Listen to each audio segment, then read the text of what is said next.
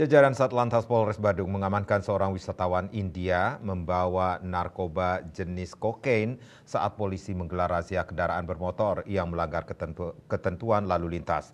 Dalam 2 pekan terakhir, petugas telah mengamankan 200 lebih kendaraan bermotor dengan beragam pelanggaran, terutama yang dilakukan warga asing menggunakan motor sewaan.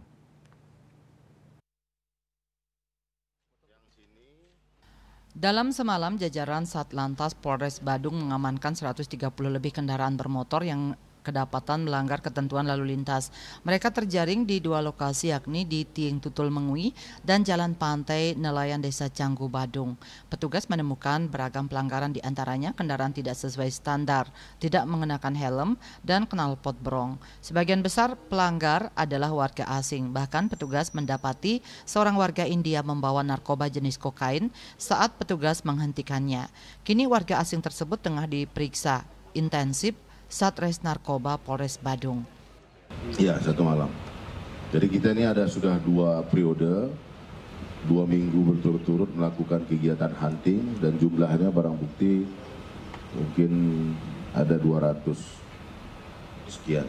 Target yang kami capai itu dengan hunting system ini adalah khususnya WNA yang menggunakan kapot brong tidak melengkapi dengan dokumen standar lalu lintas dan kebut-kebutan. Nah, pada saat kita lakukan hunting, stop, WNA India ini pada saat mau dimintai dokumen atau surat-surat lalu lintasnya, dia melipir ke kiri. Sehingga dilihat anggota, begitu dicek sama anggota dan dia juga ada di situ, ada klip kecil yang diduga kokain. Kapolres menambahkan jajarannya sengaja melakukan sistem perburuan atau hunting system untuk menyasar warga asing yang kerap melanggar.